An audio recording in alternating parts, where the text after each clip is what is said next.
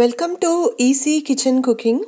இன்றைக்கி நம்ம easy kitchen குக்கிங்கில் முருங்கைக்கீரை பொரியல் எப்படி செய்கிறதுன்னு பார்க்கலாம். ஃபஸ்ட்டு நான் ஒரு சூடான பேனில் 1 டேபிள் ஸ்பூனுக்கான எண்ணெய் எடுத்துக்கிறேன். நீங்கள் எண்ணெய்க்கு பதிலாக நெய் கூட எடுத்துக்கலாம். அப்புறம் நல்லா எண்ணெய் சூடானதுக்கப்புறம் கடுகு, உளுத்தம்பருப்பு, பெருங்காயத்தூள் இதில் நான் சேர்க்குறேன்.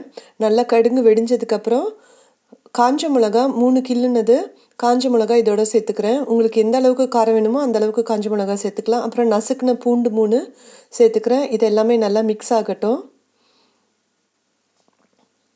அதுக்கப்புறம் இந்த ஸ்டேஜில் நான் வந்து ஒரு 2 டீஸ்பூனுக்கான sambar powder, homemade sambar powder add பண்ணுறேன். இது கம்ப்ளீட்டாக ஆப்ஷனல்.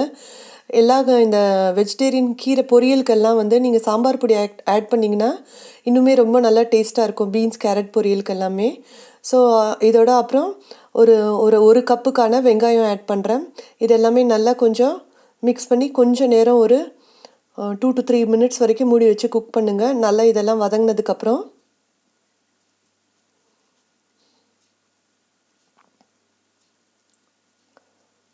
நல்லா வதங்கிருச்சு வெங்காயம் எல்லாம்.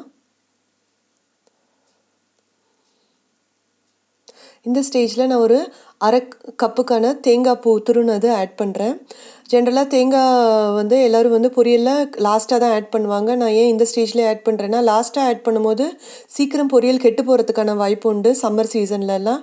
இதே வந்து தேங்காவை நீங்கள் லைட்டாக கொஞ்சம் வெங்காயத்தோடு வதக்கிட்டிங்கன்னா ரொம்ப நேரத்துக்கு பொரியல் கெடாமல் இருக்கும். கொஞ்சம் லேசாக மஞ்சத்தூளும் சேர்த்துக்கிறேன்.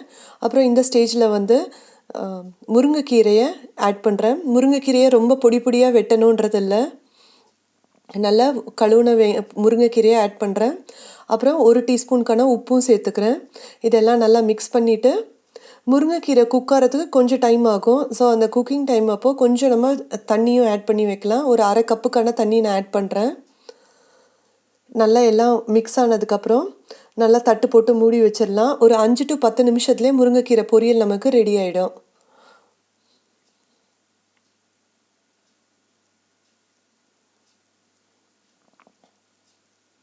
இப்போ பாருங்கள், நம்மளோட பொரியல் இப்போ ரெடி ஆகிடுச்சு.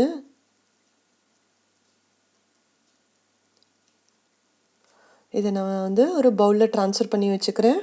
ஸோ இதுதான் நம்மளோட இன்னியோட முருங்கைக்கீரை பொரியல். தேங்க்ஸ் ஃபார் வாட்சிங் ஈஸி கிச்சன் குக்கிங்.